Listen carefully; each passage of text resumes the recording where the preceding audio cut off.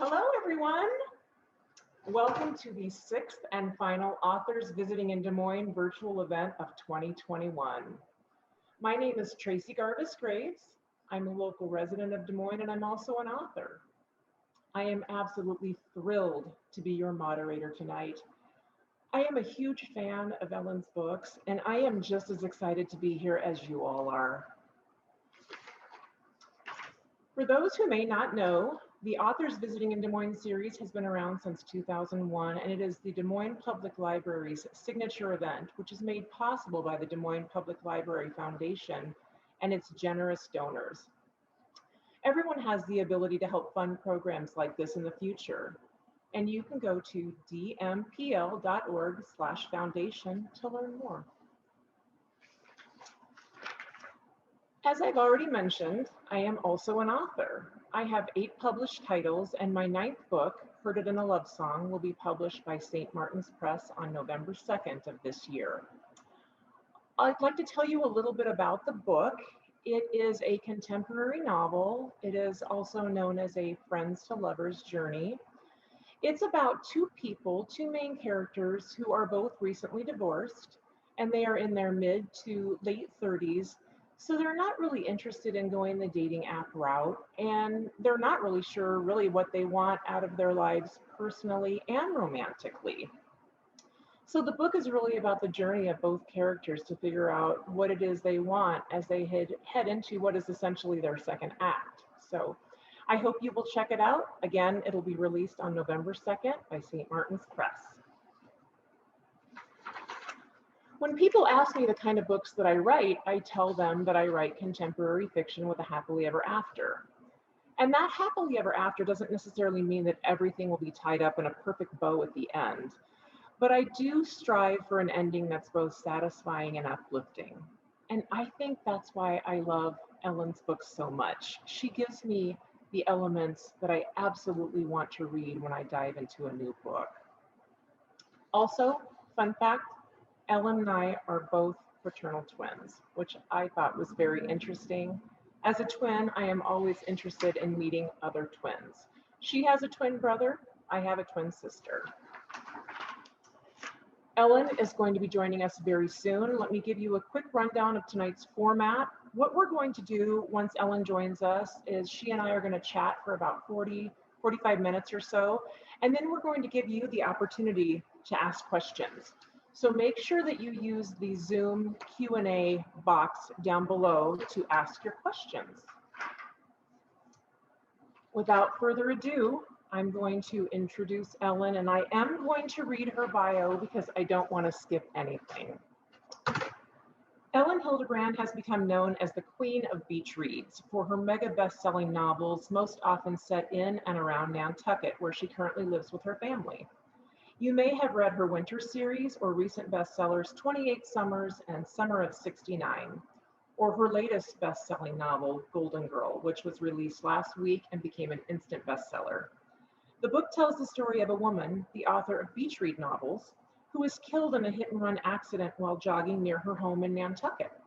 She then ascends to the beyond, where she's assigned to a person named Martha, who allows Vivi to watch what happens below for one final summer. Vivi also was granted 3 nudges to change the outcome of events on Earth. A starred Kirkus review of the book said, "If novelists are auditioning to play God, Hilderbrand gets the part."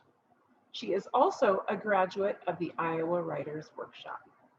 So let's go ahead and welcome Elin Hilderbrand.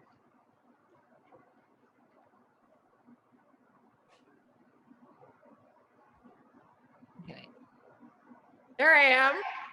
Hey, wonderful welcome. Oh, I'm so excited. Oh, this is fantastic. Welcome. I think I speak for everyone when I say that this is just the best possible way to end this series. This is fantastic. So I'm very honored. This is day 9 of a 14-day tour that I'm on. So behind me, you'll see my beautiful hotel room here in Charlotte, North Carolina. But for all intents and purposes, my heart is in Iowa tonight. Oh, we love hearing that. And I'm sure you're not tired at all. This is probably just... Right. Going to bed as soon as it's over. I hate to say it. I bet you are. I am not surprised at all to hear that, Ellen. Well, I have some questions, so I thought we would just jump in. I will ask you the questions, and then like I said, I'm looking forward to hearing the answers just as much as everyone else. So let's get started. Can you tell the viewers about your daily routine, and then also how your daily routine differs from maybe your yearly routine? Sure. So one of the things that people ask all the time, how do you become a writer? Like, I want to be a writer. What do I need to do? And my answer is, honestly, you need to be disciplined. You need to be disciplined. I was not the most talented writer at the University of Iowa Writers Workshop, not even close, but I was the one that could get my work done. So that is one of the reasons why I'm sitting here. My daily routine always starts with exercise. So I'm like an exercise fanatic. If I had my druthers, you know, in a normal day when I'm home, like I'll exercise for 3 hours. I go running, I do my Peloton, and then I do a bar class every day. That is a discipline that sort of sets up the rest of the day. I normally get started with my writing around 11, and in a perfect day, I'll write from 11 to 6. Now, that's 7 hours. Really, nobody can write for 7 hours. So in that 7-hour period, I try and get 3 hours worth of composing done. I'll do some editing. I read during that time, and I take a nap, and I have my lunch. And if I'm sitting out by my pool, which is where I work a lot in the summer, I'll take a swim. So I don't, freak myself out about being very strict with that time. And I don't keep myself to a word count. I just feel like those are the kinds of things that make people crazy. Today, I had a day to myself. I got 9.5 pages written. That was a lot. I was thrilled. It was the first time since I've been on tour that I've actually gotten like a significant amount of writing done. So I was very happy with that. And then, my nights and a lot of times my afternoons are consumed with my, I have 3 sort of older teenager / young 20s children. So, yep. Okay. One thing that I do know about your process that I find fascinating is that you write in longhand and then you transcribe your longhand work into your computer. Can you talk a little bit about that? Yeah, absolutely. So I always, in fact, I have them right here because they are never really far. So I write in legal pads, all the novels. This is next summer's novel, which I've been working on. I write them in longhand, and then like tomorrow morning, I'll get up at 5 before I travel tomorrow, and I will type into the computer what I worked on the day before. And it's just because that's just how I do it. I don't know how else to. That's how my brain works. Sure. And then the first edit is me typing it in, and then I'll print it out. So then I have my printed out pages, which I can show you here, right? Okay. And then and I'll edit and I'll edit and I'll edit ad infinitum. And then as far as my yearly schedule goes, I had been writing 2 books a year. And in 2021, I did myself an enormous favor and I cut back to 1 book a year. So I started writing this book in February, and it is, due at the end of October to my editor. I'll send it to my editor November 1st. She and I will talk. I then take 6 weeks in Boston in an apartment away from my children and away from all distractions, and sort of like this little studio apartment that if you look on my Instagram, you'll see it. And I have candles and I basically sequester myself there for 6 weeks, and I do the very challenging work of revising. But that is when the best work gets done. And then I turn it in normally right around Christmas, and then the next year start all over again. Well, you are very prolific, and I am very impressed. That is a lot of work. Can you give us an overview of your path to publication? What did that look like when you were an aspiring author, and then how did you get to where you are today? Okay, so the basic story with how I got published is this. I always knew I wanted to be a writer.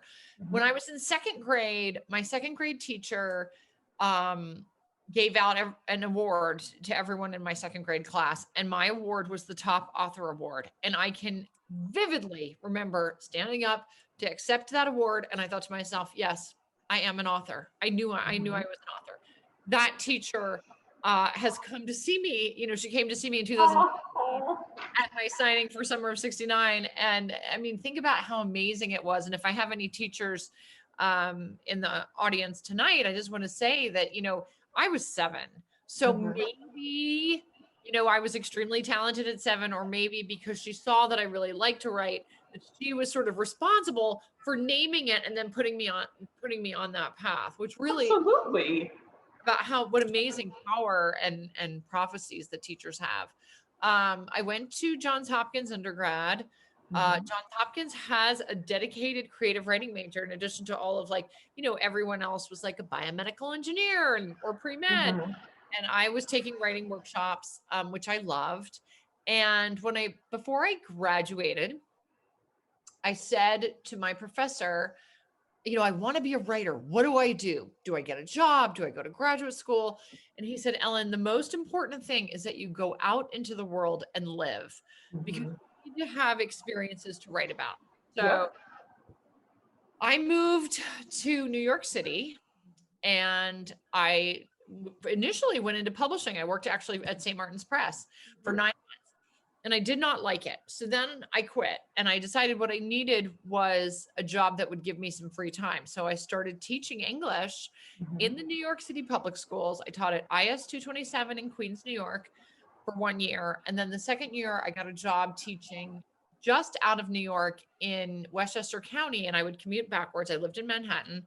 And the summer between those 2 jobs, I decided I wanted to get out of the city and I wanted to go to the beach. And so I rented a house on Nantucket, and I can remember my ferry sort of pulling into the harbor, and I like to paraphrase John Denver and say it was like coming home to I'd never been before. I mean, I fell madly in love with this island.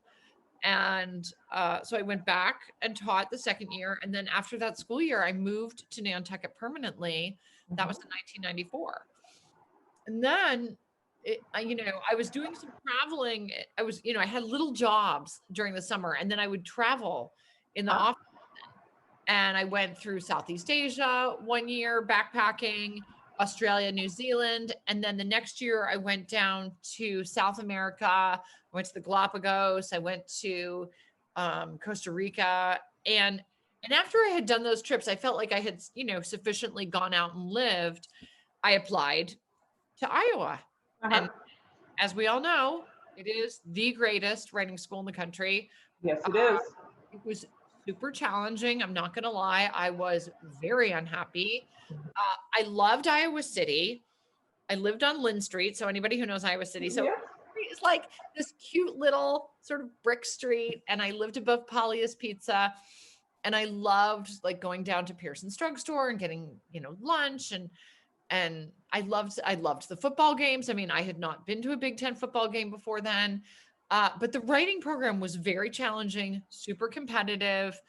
And, you know, I can remember the director of the program, Frank Conroy, my first story I handed in, he hated it. And he said, "You will never be published." Oh gosh. You will never. Wow. Threw it at me. And he's like, "You'll never be published." So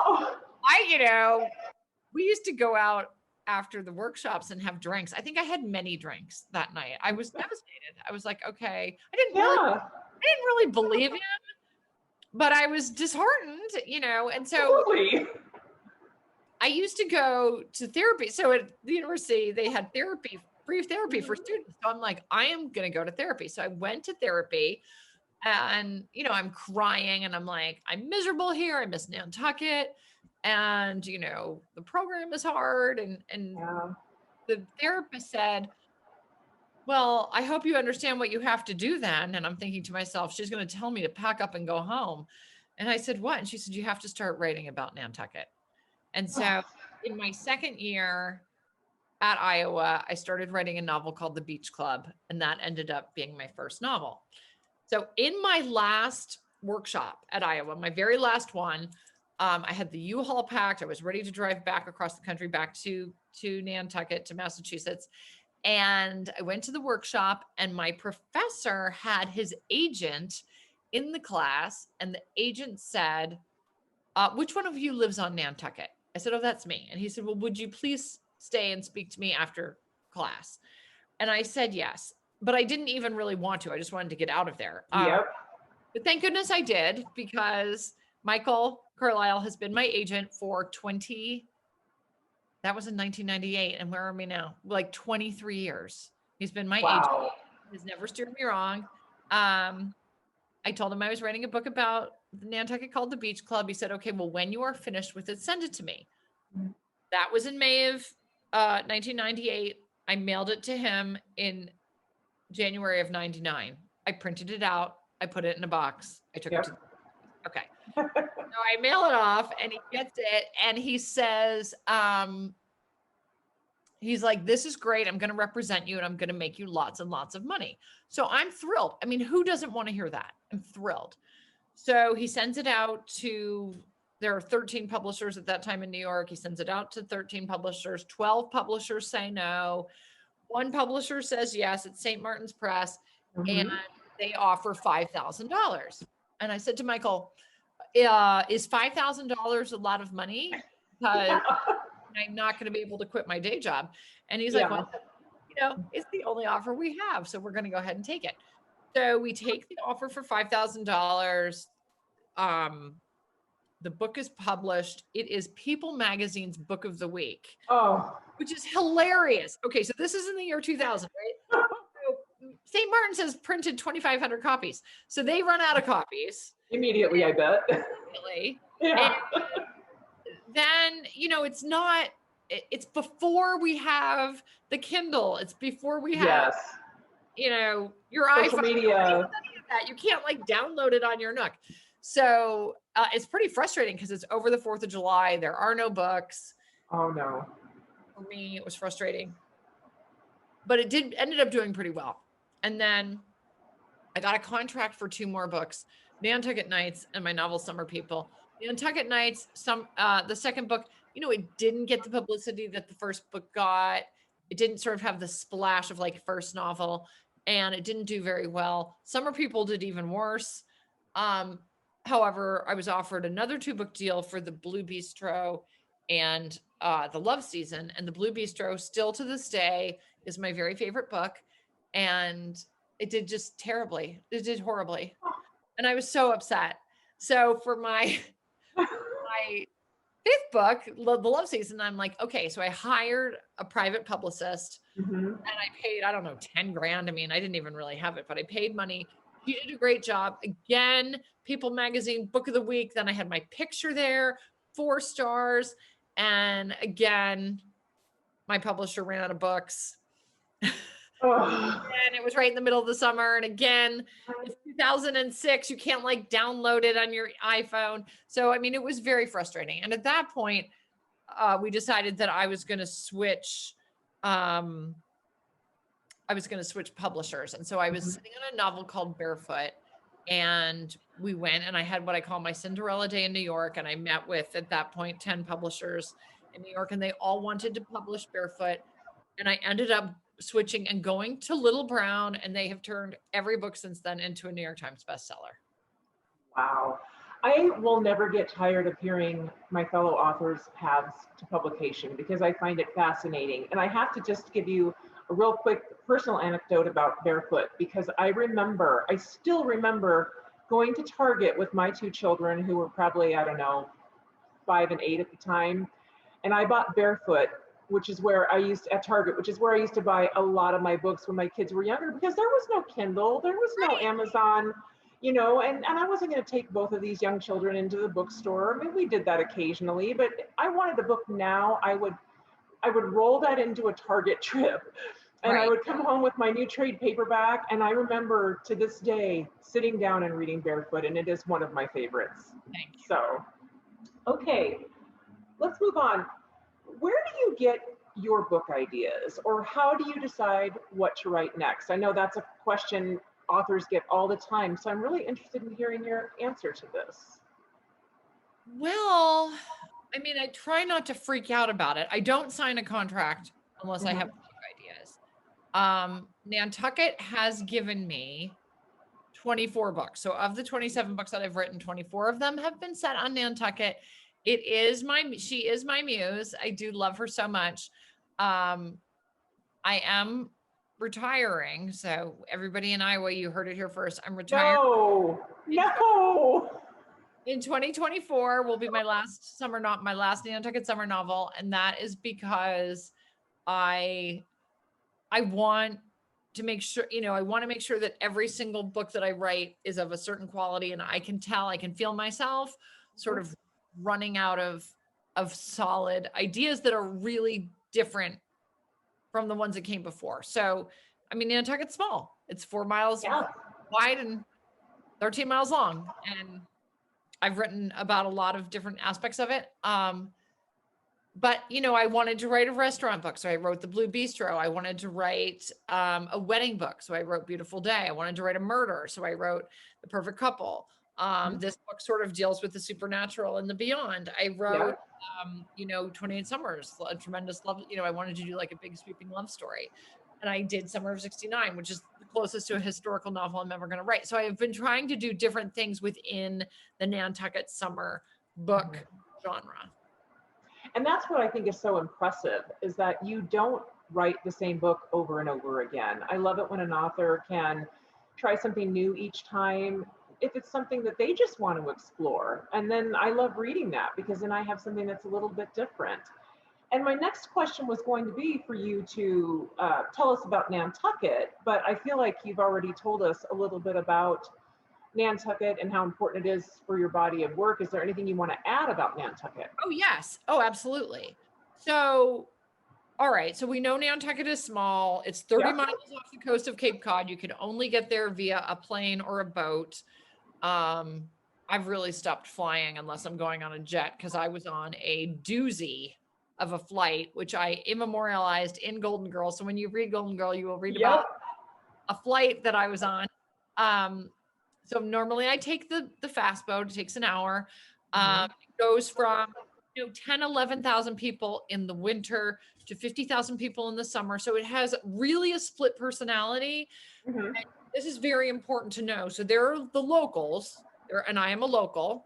I'm not a native, but I'm a local Nantucketer, the mother of 3 natives.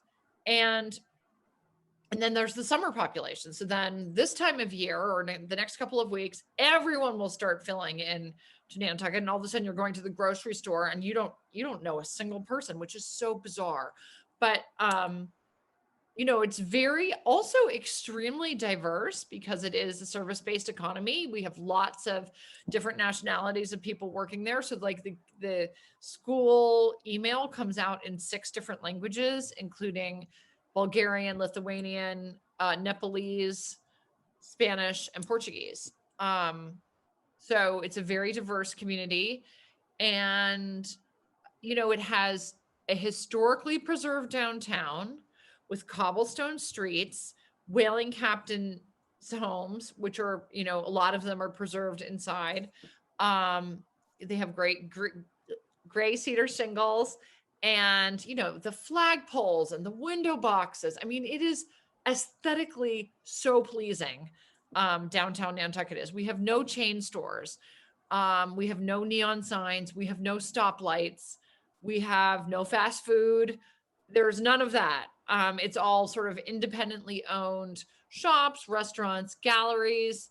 It's very, very, the town is very, very, very quaint, just exactly what you want it to be. And then we have 50 miles of pristine beach, which is not developed. There aren't like big high rises on the beach or anything. Some people own private sections of beach, but like very tiny. The rest of it is open to the public. There are certain parts of the beach where you can drive your car on.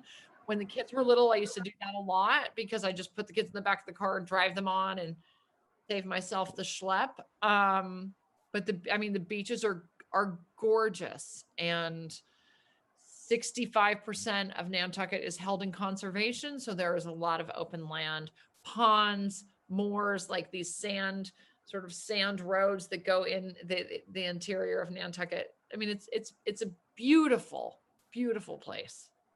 You've made me want to visit. I mean, I will get there one of these days because, especially with Golden Girl, everything I was reading about Nantucket, I was picturing in my mind and thinking to myself, I have to go see this for myself. Tell us a little bit about your winter series and how it differs from the summer books, other than the obvious difference in season and location. Okay, so I have two winter series. The first is the holiday series, which is the Winter Street series, and that was just set on Nantucket. My publisher, oh gosh, they called me in the summer of 2013 and they said, we've had a Christmas book fall off our list. Can you write a holiday book in 4 weeks? And I said, no. No. I was writing my novel, The Matchmaker, and it was, which is like it was sort of an emotionally, taxing book. And I thought, I don't want to interrupt this. So I said, I can't, but I'll do it next year. And so then as soon as I finished The Matchmaker, I started writing about this family. And I had this idea for a trilogy that it would be set at this inn on Nantucket, this bed and breakfast, and this, sort of blended family. And I pitched it to them and they said, well, we only want one book. We don't want a trilogy. So I was like, okay, fine. So I wrote Winter Street and then intentionally gave it no ending, turned it in, and they were like, okay, we would like the other 2 books, please. So then I wrote the trilogy. And then once I handed in the 3rd book, they called me and they said, what do we have to do to get you to write a 4th book in the series? And I was like, I'll write the 4th book in this series, but what I'd like in exchange is a chance to write another kind of series, which would be set not on Nantucket, but in the Virgin Islands. Because every March and April, since 2012, I've been going down to St. John in the Virgin Islands, and I loved it so much. And I thought it would be so fun and so different to set a series down here. Again, they were sort of like, we don't know. It's not like you're known for living on, for writing about Nantucket. And do we really want to switch locations? And is that going to work? Very hesitantly did they give me this contract for these 3 books. And it has far outsold. I mean, the Paradise series has far outsold the Winter Street series. So, well, we are really glad that you did that, that you pushed for it, and that there are more than one book. Let's talk for a minute about raising adult children. Okay. That is something I can definitely relate to. So I'm curious how you balance parenting these young adults with your work life, because it's difficult. Yes. So my children are 21, 19, and 15. And that's 2 boys and a girl. My oldest son's best friend also lives with me. So I have him. And then this summer, my oldest son's girlfriend is living with me. So I'm going to have 5 kids, 3 of them over 21, 2 of them under 21. My daughter's 15. And it's a lot. Like I have to still drive my daughter. I drive her to school every day, which I absolutely love. Like we listen to Olivia Rodrigo in the car, love that time with her. She plays softball, so I have to pick her up, drop her off. She requires a lot of transportation. The boys, they're huge partiers. I hate to say it. Tons of friends. The police know where I live. They're constantly on the lookout for my, parties at my house. I had to leave very strict instructions when I left on this tour. I'm like, you guys, this is a house that you're going to inherit someday. Please take care of it. Because if I go off island for one night, like they will throw a party. I have a pool out back, it is, it is a nightmare. It has been a nightmare. My son, last Mother's Day weekend crashed my Jeep. I mean, I could go on and on. The kids are live wires. I love them so much. And Golden Girl is dedicated to them. But wow, I mean, parenting them has been a wild, wild ride. Yeah, some of these examples you've just shared have cut really close to home, because I know what you're talking about with some of those. And when I was reading Golden Girl, I loved, there was a section at the beginning where the character Vivi talks about nobody warning you about what it's like to have young adult children to parent and how hard it is. And I agree with that. When I read that line, I actually kind of sat back for a second, went, oh my gosh, yes, I'm seeing it. I'm seeing it right here in a book. And that is something that not a lot of people tell you about. It's hard. It's like having toddlers again, which I think is exactly what you said in the book.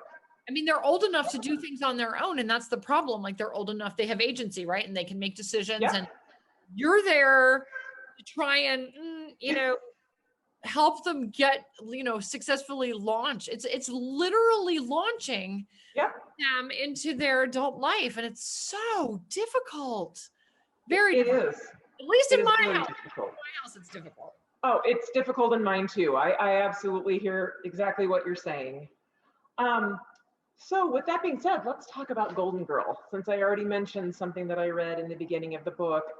I loved this book so much. I mean, I read it in 2 sittings. I could hardly put it down. And this might be a good time for you to share some special news that you received about Golden Girl. Yeah, so you may or may not know, if you've read Golden Girl, you know this, because this is an inside tip. So on Wednesdays at 5:00, the New York Times bestseller list comes out for the following week. So it'll be in the newspaper on the 20th of June. But it would be it's the week that it's my debut week. And so Golden Girl debuted at #1 on the hardcover list, which I am so incredibly grateful. So grateful. That is amazing. It's congratulations. That is huge. It is not something I take for granted at all. And like I said, I only have a few more books. So I'm so happy. I was so happy and just, gobsmacked. And it was a book I wrote for my kids. And, there were a lot of really, really great books coming out last week. So I had tons of competition, and anyway, I'm so happy. Thank you. Well, I'm just thrilled for you. So what do you want to talk about Golden Girl? What do you want to discuss about the book? I know that we probably don't want to do anything too spoilery for people who haven't read it yet, but gosh, if you haven't read it yet, read it. It's phenomenal. So, I mean, I think one of the things I want to share with everybody is the genesis of how I came to write this book. It came from 2 places. So as Tracey told you, it's about a Nantucket summer novelist who goes out for her run and gets hit by a car on page 1 and she dies. She goes into the beyond. She meets her person, Martha. Martha says, that was really unfair. I'm going to let you watch what happens below for the summer. I'm going to give you the use of 3 nudges. So then Vivi watches her 3 young adult children, her ex-husband, her boyfriend, her best friend. She goes to her own funeral. She's, and she can move, she can choose where she wants to exert her influence. And the genesis of this book came from 2 places. The first is my father was killed in a plane crash when I was 16 years old. Completely tragic, devastating. And I have felt his hand on my back all of these many years. Fast forward to 2014, I am diagnosed with breast cancer. I have a double mastectomy. I go through reconstruction. During one of my reconstructive surgeries, I get an infection in my left breast that is MRSA, and then the MRSA gets into my bloodstream. I am then very, very seriously ill. I go to the hospital. They put me on what they call their last line hospital antibiotics. Like, if these don't work, we're in big trouble. And then they decide that they can no longer treat me on Nantucket, that they're going to put me in a helicopter and they're going to fly me to Boston, and I'm going to have emergency surgery. And the nurse said to me, you had better say goodbye to your children. Oh. So at that time, my children are 14, 12, and 8. I have a friend go get them out of school. They come to my hospital room, and I said to them, listen, you guys, I'm not sure what's going to happen here, but I can tell you one thing, and that is that I will never leave you. And I was not sure what I meant by that. And so Golden Girl is what I meant by that. What I meant is that I'm going to be up above, moving you like chess pieces. And I will always, always, always be watching you and making sure that you're okay. It was just such a unique method of storytelling. I mean, that's the thing that kept jumping out at me as I was reading the book is this is really neat. And I never felt maudlin or sad, or I could feel very strongly that Vivi wasn't sad either, and that she was very focused on her children down below. And there was humor with Martha, and it was just a really unique way to tell a story, and I loved it. All right, let's talk a little bit about your bucket list weekend, because that is something that I know you hold every winter on Nantucket. So can you tell us about that? Yeah. So a lot of times when people have read my books, they will say, "Oh, now all I want to do is I want to come to Nantucket." Mhm. So I have partnered with a hotel and this wonderful couple at the hotel, and they in back in 2015, right after, actually, like sort of during, I was still quite sick when I did the first one. But we started having the Elin Hilderbrand bucket list weekend, and I've done it in 15, 16, 17, 18, 19, and 20. We had to skip this past January, but I'm doing 2 more on Nantucket. And this is what it is. 100 to 150 women from across the country, and like 4 men, come to Nantucket over Martin Luther King weekend in January. Mhm. And everyone stays at the hotel. The rates are very low. So the one great thing about it is it's an extremely affordable way to come see the island. And you can like pack people into rooms, which is what a lot of people do. And then there's like bus tours that go to all the spots in my books, and we have a wine and cheese, and we do a theme dinner, and we do a fancy dinner, and I do a talk, and we have like a cooking class that takes the recipes from my books. There's a sip and shop in town, and everything, like all the shops put things on sale for the Elin Hilderbrand people. We go to the brewery. I mean, it is so much fun. And I had people come year one, and then they have come back every single year with people that they met year one.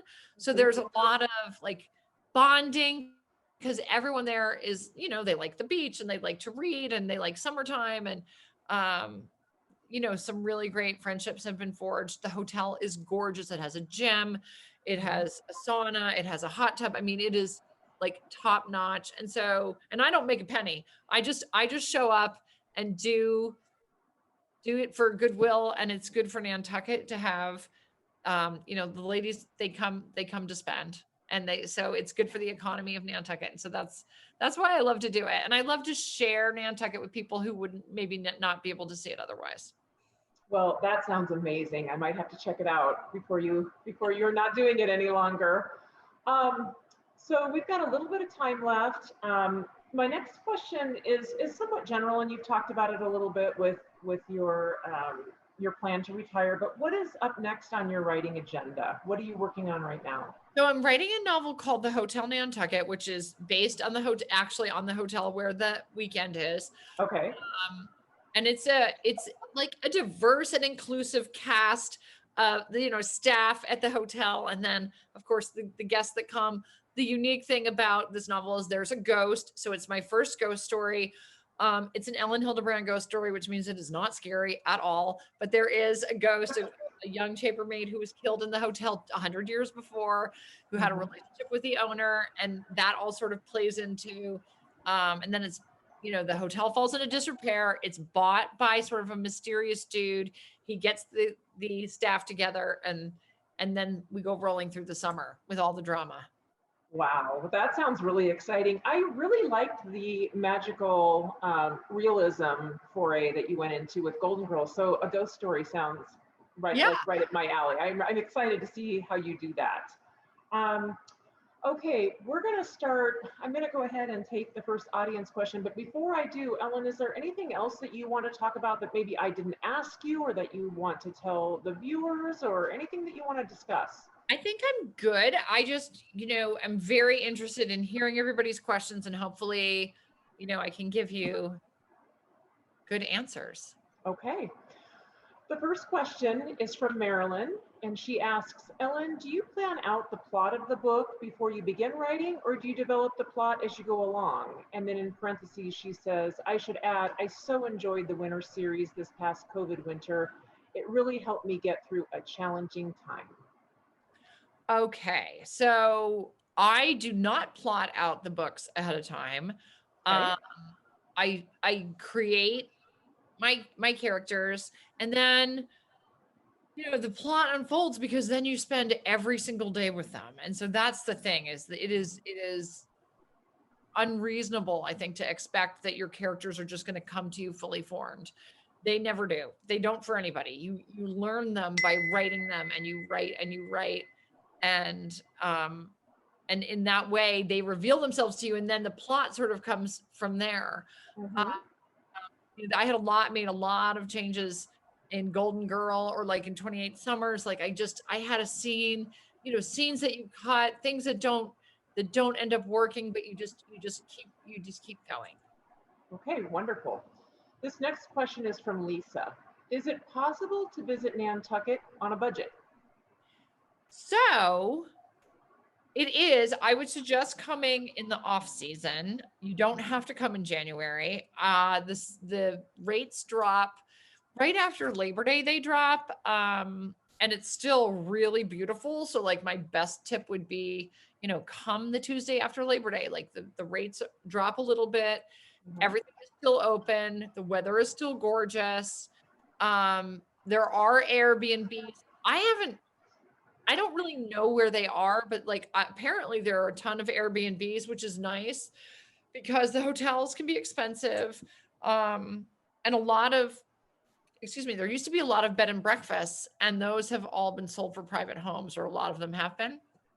So I feel like Airbnb could be the way to go if you want to do it on a budget and just coming in the off season. Nantucket does not disappoint, so it really doesn't matter what time of year you're there. You can come during a nor'easter in March, and you will still sort of feel the uniqueness of the place.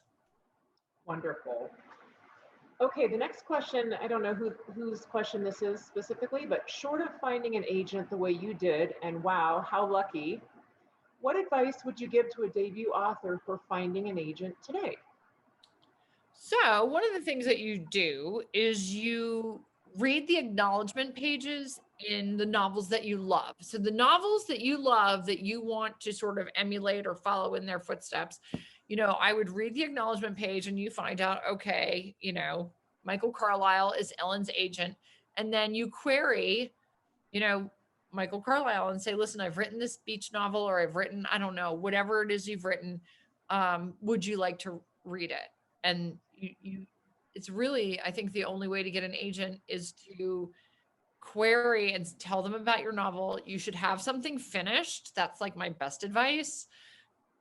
Very few agents are going to ask to see like a chapter, because how I started this talk is with discipline, and it's very, very hard to finish something. So when you are finished with something, that is when you contact an agent.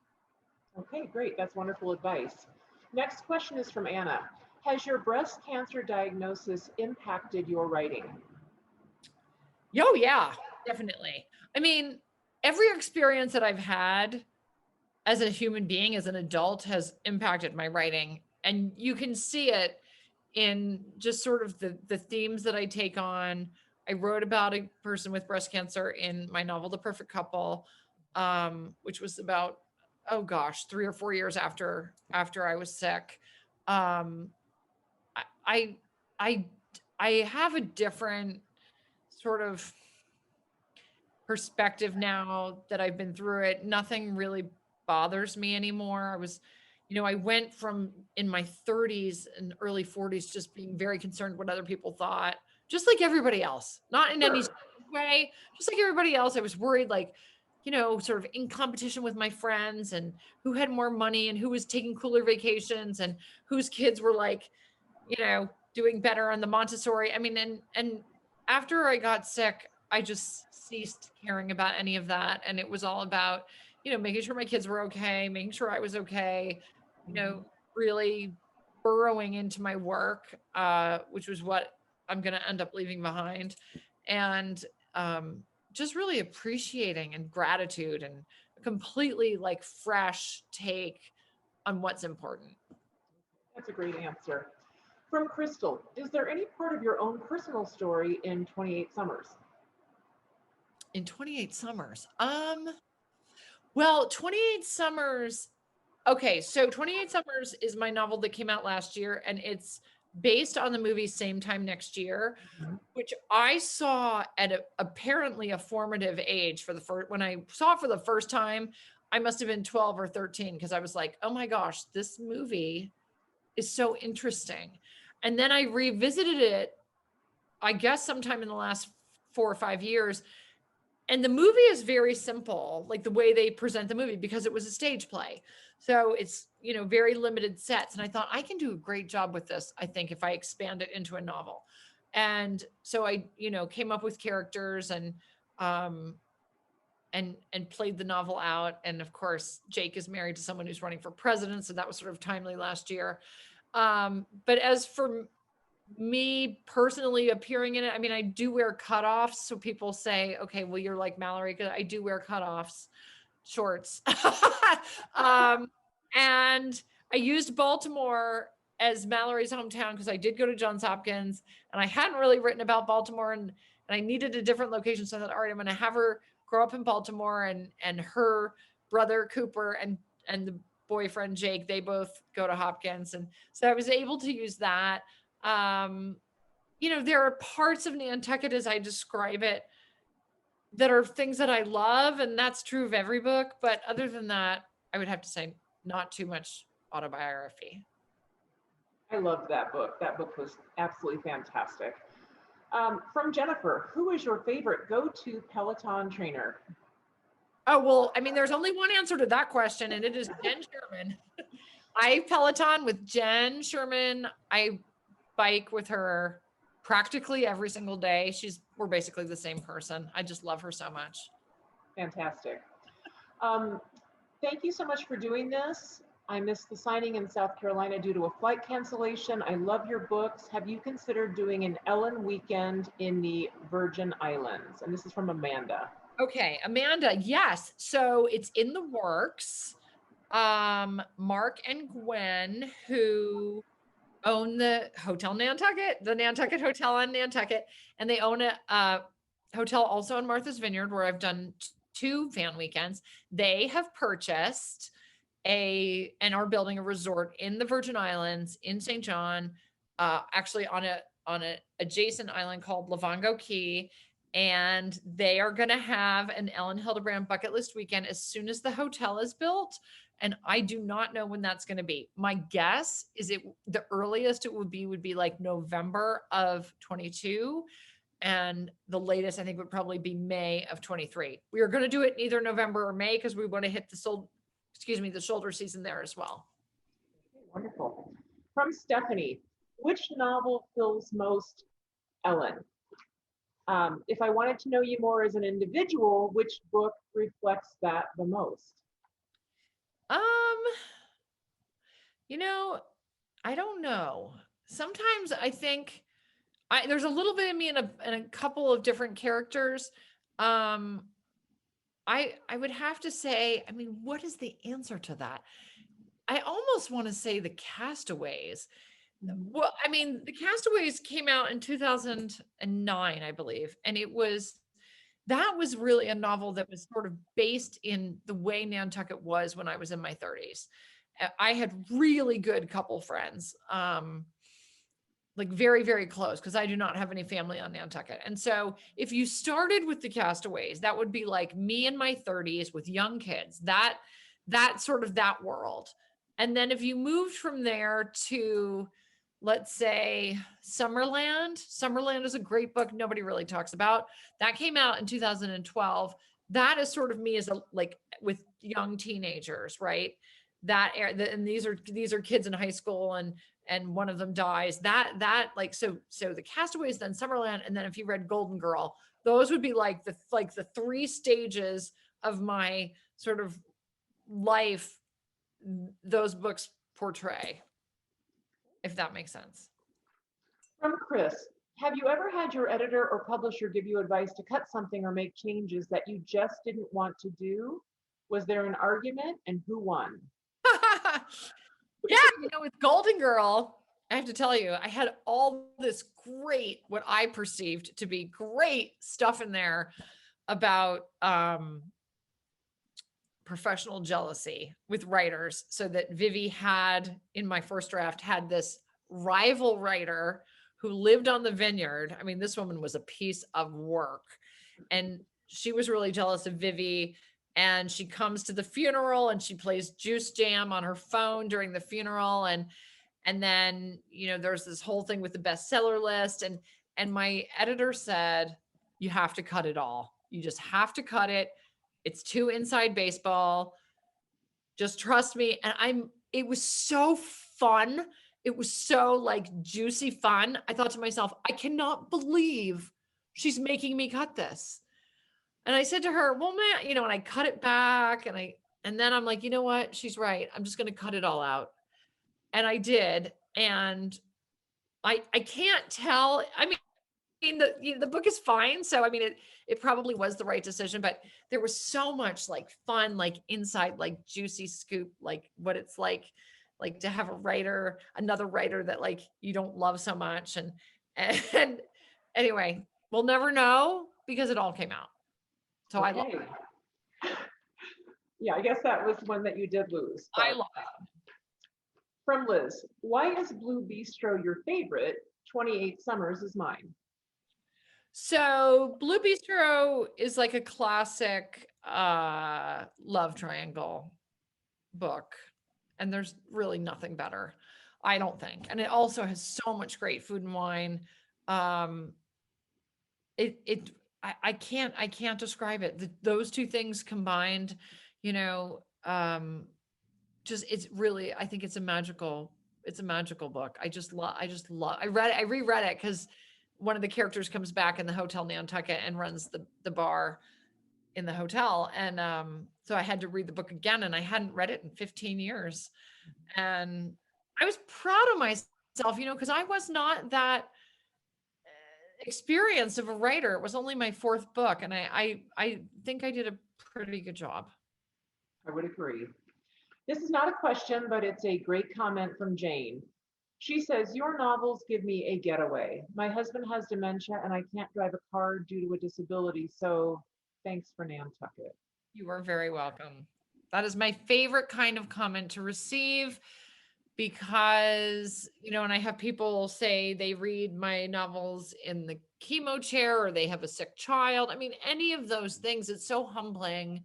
It's so humbling for me to think that, in your worst hour that you're turning to me. That is what makes my job so magnificent. This is a question from Loke.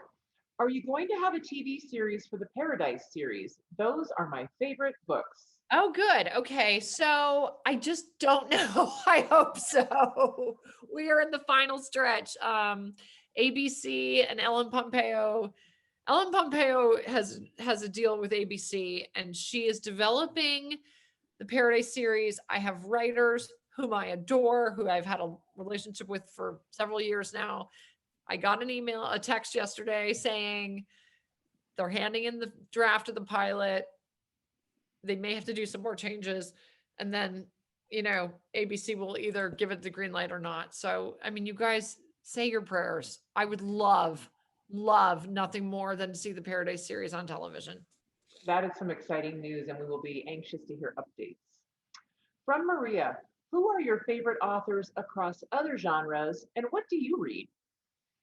So I read the best books I can get my hands on. I just read a book, I'm going to post about it tomorrow, called The Plot by Jean Hanff Korelitz. Absolutely magnificent. I like books that have a driving narrative, so I like to turn the pages. Really good writing, imperative. The writing in the plot is so good. Every page is a work of art, and I'm like watching how she makes her sentences. Like, it is such a beautiful, well-crafted book. And it's got like a thriller-ish. I mean, it's really just the perfect book. And then let's see. I read, my favorite author of all time is Tim Winton. He's an author from Western Australia. I promise you guys have never probably even heard of him. His novels are absolutely magnificent. I just love him so much. If I were you and you wanted to explore Tim Winton, I would start with his novel, The Riders, which is about a father and daughter, and the mother goes missing and they go looking all across Europe for her. I mean, it's so good. Okay. This is not a question, but this is from Susan, and she says that she has to say, hold on, sorry, one of the question boxes just moved. She has to say that one of the favorite parts of Golden Girl was Vivi's father's nudge. It was a great surprise and really made me smile. Good. I liked that too. Thank you. From Sarah, when you get writer's block, what do you do to solve it? And where do you go for inspiration when you are feeling uncreative? So I don't really have the luxury of feeling uncreative because I'm on deadline. So I always have to work. Writer's block, generally what I'll do is I'll go back to the beginning of a piece and I'll read it through, and that will usually carry me. I read every single day, and reading, especially if you're reading something really good, you feel so inspired, or I do anyway. If I'm reading something really good, I feel so inspired to sit down and just power out my own work. So every single work day of mine is reading and writing, because for me, like, the two go hand in hand. Great. Your Berry Crumble was our 4th of July hit several years ago. What is your favorite recipe that you included in one of your books? So I think my favorite recipe that I included in one of my books is my chive and pine nut dip from the Winter Street series. I think it's actually in book 1, Winter Street. And I can't remember even where I got it. It is a winner of a recipe. It's basically, it's an onion dip that makes it sound funny. It is the most delicious sort of, it's cream cheese, mascarpone, chives, and pine nuts. And it's like creamy, and it's oniony, and it's crunchy, and you serve it with potato chips or crackers. It is so delicious, you guys. It's a must. I think it's in my Winter Street book. Another question, I know you've already mentioned this with the Blue Bistro, but they want to know, do you ever reread your earlier books? Yeah, so I've reread The Beach Club and The Blue Bistro for my novel that I'm working on now, The Hotel Nantucket. I recently reread Summer People, which was my 3rd book, and I think that's it. So I don't really have time. I don't have time to like go back, and I only do it if I need to know what happened. When I wrote the Paradise series, I had to go back. I mean, this is how old I am now. I'm 51. I had to go back and read Winter in Paradise before I wrote What Happened in Paradise, because I couldn't even remember what happened, because, I had written a book in between. So I was like, okay, let's figure out what happened in this book before we move on. And then before I wrote Troubles, I had to read both of the first ones. So. Okay. From Joseph, I'm jealous of your ability to shift between genres. I've written 5 mystery/thrillers, and my publisher has discouraged me from writing the sci-fi book and the historical fiction book, for which I have ideas. Any advice on how to make that transition? I mean, I think you probably get to do it once. Although, I mean, if you look at Kristen Hanna has reinvented herself, I think 3 times. She wrote, I don't know what she started out with, but she wrote sort of the kinds of books that I wrote. And then, I did a Zoom with her, and she said that in, I can't remember what year, she wanted to write The Nightingale, and she waited because she didn't think she was worthy to tell the story. And then she did. And that really sort of changed her writing genre, and she really got into like the sort of literary historic, but I think you probably get to do it once.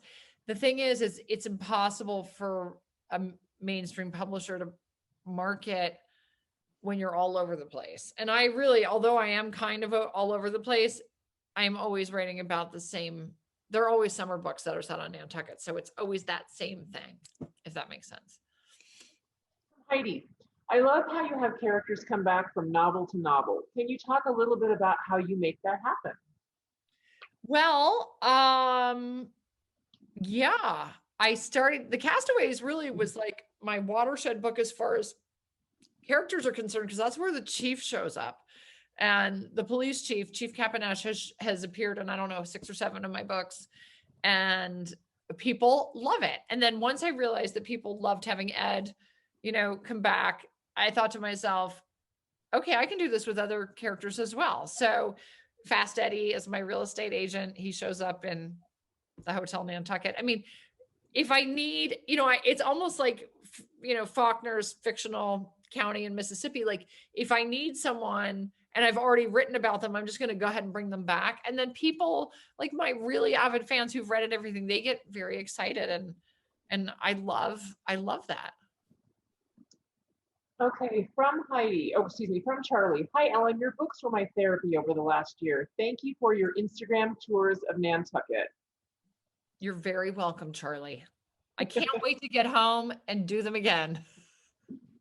From Pam, can you talk about your audiobooks? Can you choose narrators? Do you listen to your own or other audiobooks?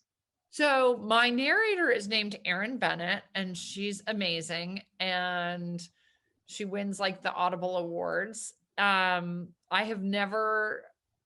don't generally listen. I listen to, I know what she sounds like when she reads them, but I don't listen to them all the way through because I, again, don't have time. And I've already read them, 2,700 times. And I don't listen to other audiobooks. When I go running, which I do every day, I listen to music because I just sort of need to shut off for that part of my day. This is from Charlene. You give us glimpses of characters in other books sometimes, which we love. But which of your previous books would you like to actually write a follow-up second book to? So that's an interesting question. I feel like you're asking about a sequel, and I'm not going to go back, I don't think, and write a sequel.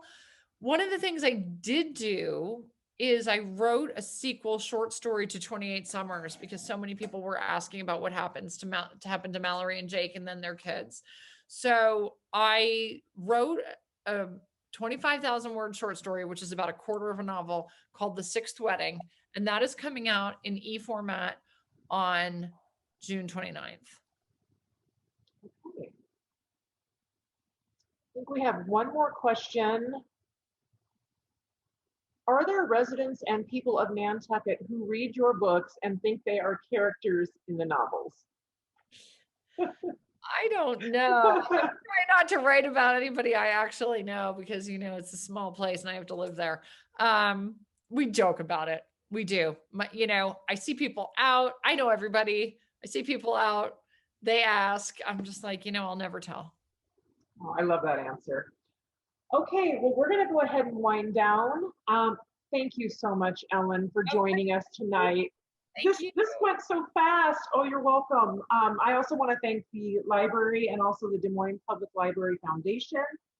Like I mentioned earlier, this is the final event of 2021, but we are planning on returning to in-person for the authors visiting in Des Moines for 2022, and I could not be more happy about that. Ellen's books can be checked out from the library, of course, and they can also be purchased if you're local here in Des Moines at Beaverdale Books. They even have some autographed copies of Golden Girl. I'd also like to remind everyone there's going to be a short survey that will pop up at the end, and we would certainly appreciate it if you could fill that out for us. That feedback's very important. Just want to give a final thanks for the close of the wonderful authors visiting in Des Moines season, and I hope everybody has a wonderful evening. Good night. Thank you, Tracey. Bye, guys. Bye.